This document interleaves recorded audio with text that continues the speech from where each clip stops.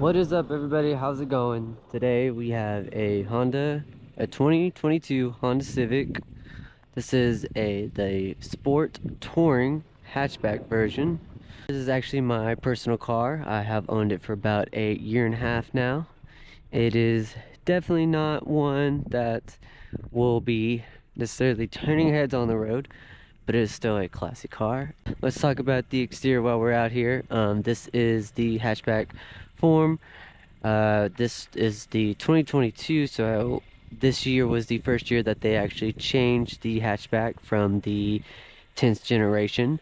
In my opinion, I personally like this a lot more. This is the 11th generation hatchback. I personally love this a lot more than the 10th generation. It is a little dirty because this is my daily driver, so I apologize. It's supposed to be raining here soon. It was supposed to be raining today, so I have not gotten a car wash. But let's talk about some quick specs before we get into it here. 2022 has a 1.5 liter turbocharged 4-cylinder, making about 180 horsepower. Transmission is automatic in this, and the drivetrain is front-wheel drive. So if you are a rear-wheel drive fan, this is not the car for you. Highway gas mileage is amazing. Highway and city is really great. I think right now I'm getting about 31 miles per gallon. Let's check here. 31.1. Look at that.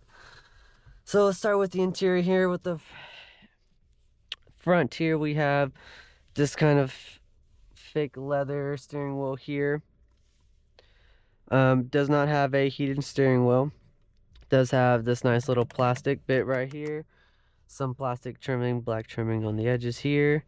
Of course, your little Honda logo. You do have some some knobs here for the volume up and down. You got your controls here. You can change what you are wanting to see on your display here. You can also do that the same for this side. I like to keep it where it's at right now. Forward to skip on the music, cruise control, cancel, and we'll get into this while we're driving. The rest of this, we got your AC controls here. We do have the sync option here, so your passenger can control their side if they would like, or you can sync it up. Both front driver and passenger seats do have heated seats, which are very nice. No ventilated seats though, unfortunately. Then you do have your different modes here. The defroster for the front windshield, rear and side mirrors, and then your AC button here. I personally love the satisfying sound that these have. Love it. Then you have these little dongles here. This is how you control where your AC is going. I really love these little dongles. I think they're fun to play with, especially with this honeycomb that they have here for the vents. Some people aren't a fan of the honeycomb. I love it. And then you do have Bose speakers with this car, which I have absolutely loved. It is actually the first time that I've owned a car with upgraded speakers, and it has been truly amazing. You do have your rearview mirror here. The rearview mirror is auto dimmed, I believe is what it's called. It dims for you at nighttime when you have some bright cars in the back. You do have your sunroof here, or moonroof, not too sure which exactly that would be called. You do have your sunglass holder here. Love that. And you also do have your two front windows going to be auto. Your back windows will not be auto.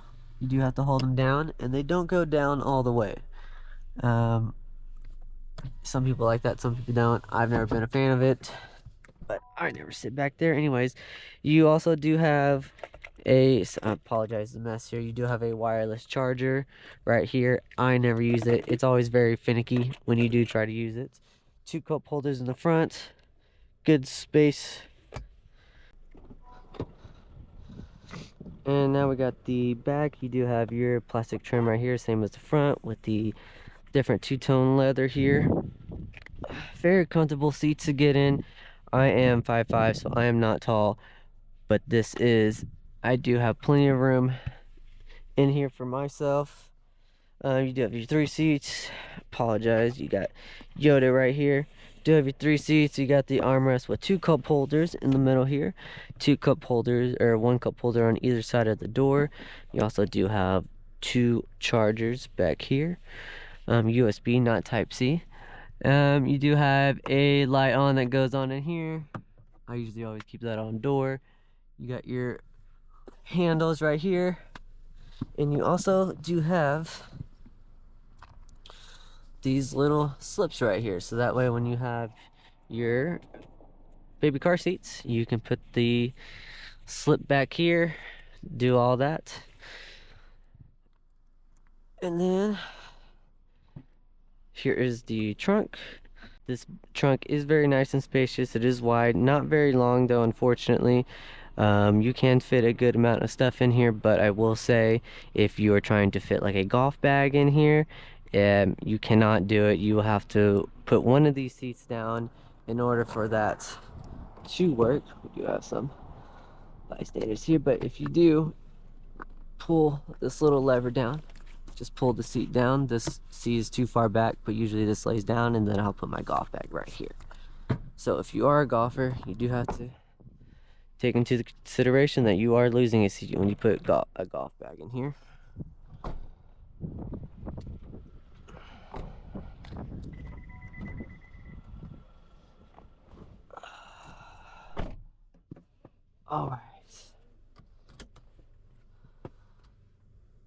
All right.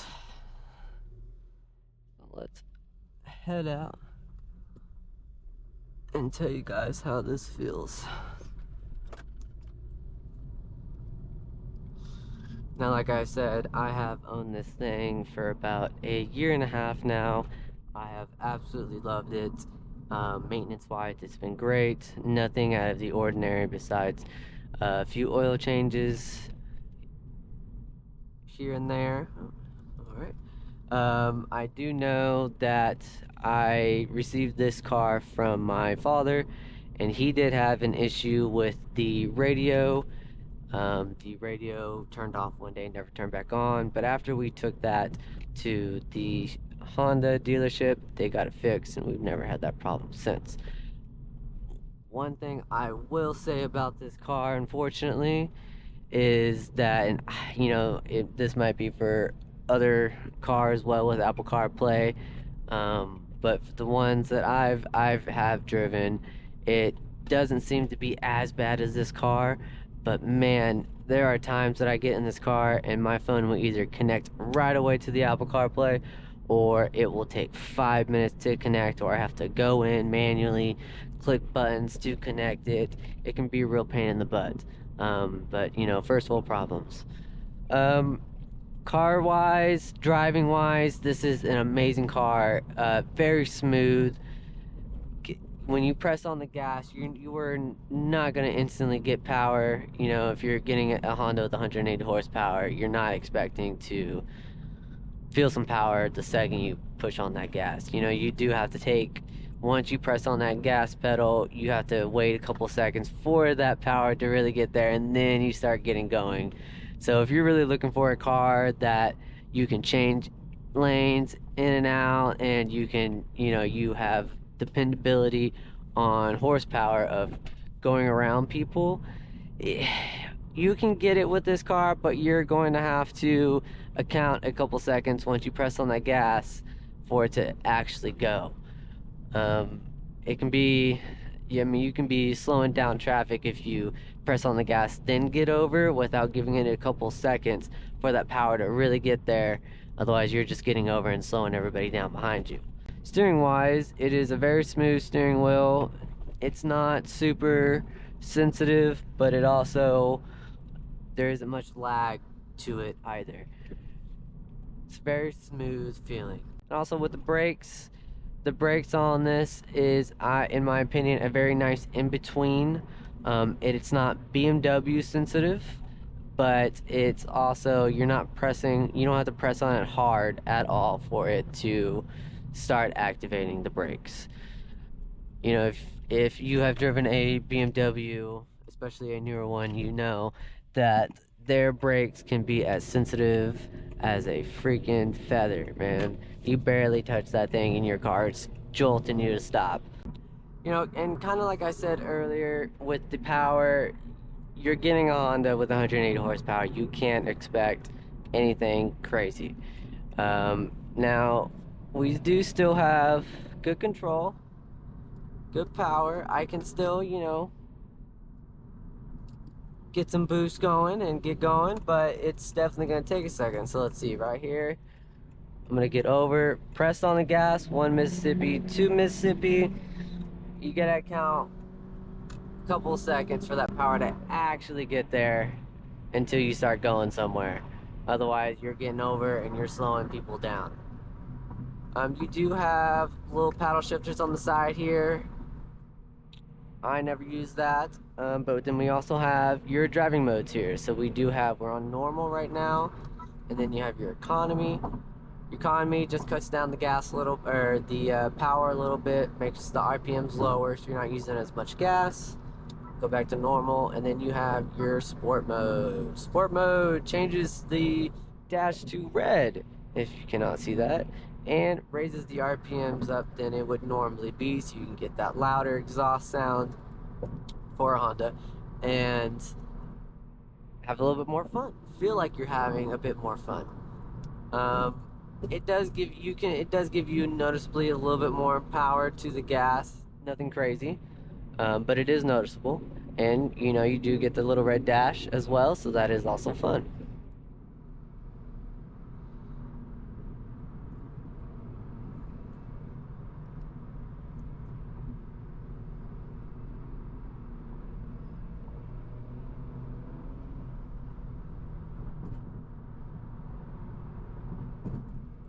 One little thing I have noticed about this car while in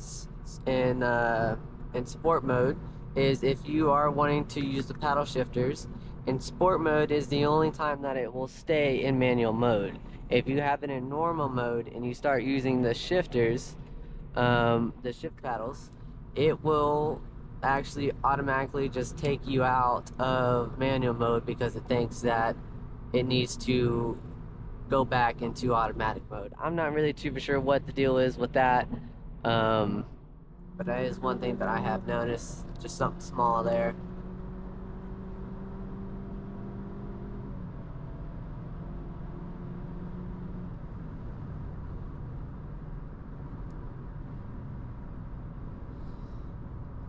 Let's see, and there you go. You can get up to some higher numbers. Is it going to be the fastest thing in the world? But you can't get there.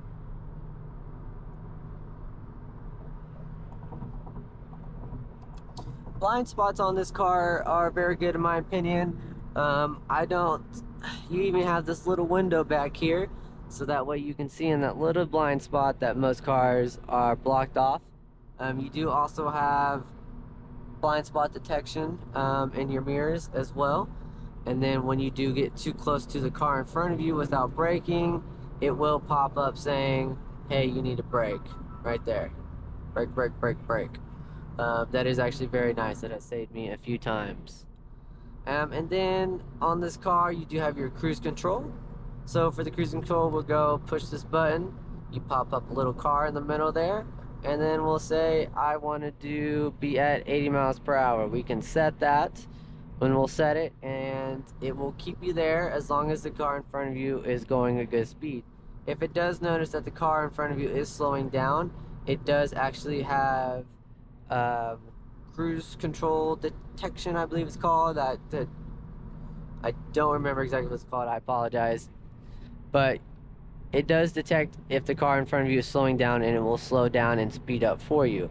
And you can change it in the settings right here. I always have it on the lowest setting because even on the lowest one, it still keeps you back about 15, 20 feet. And then if you bring it up all the way to the highest one, man, I mean, that's gonna bring you back like 2, 3 18-wheelers worth of length. But it is absolutely beautiful. When I go on road trips, I will always put this on and just drive. I mean, it kind of feels like I'm driving a Tesla for about 15 to 20 seconds because you can, for the most part, be hands off, but it will start beeping at you, letting you know, hey, you need to put your hands back on the steering wheel. This isn't a Tesla. So you do have that nice little reminder when you think you can take your hands off for too long. Another things that I do love about this car, we do have the windshield wipers here. You can put it on auto, which most cars do have. And it detects when it needs to go faster. If it's raining harder, it will go harder for you. You don't have to keep changing it. Love that. This is actually the first car that I have had that has had that feature, and I have absolutely loved it. It has been amazing for me. Also for the rear window as well, for the rear wipers, it also has that feature as well. Before we end this video, let's hear these amazing speakers. Hopefully this doesn't get copyrighted. Somebody I'll take your roses if you cut off. Alright. Don't take my video down, YouTube, please. Alright, well actually that will be it for me, guys. I really hope you enjoyed this video. This is actually my first video here. Oh, driving into the police station.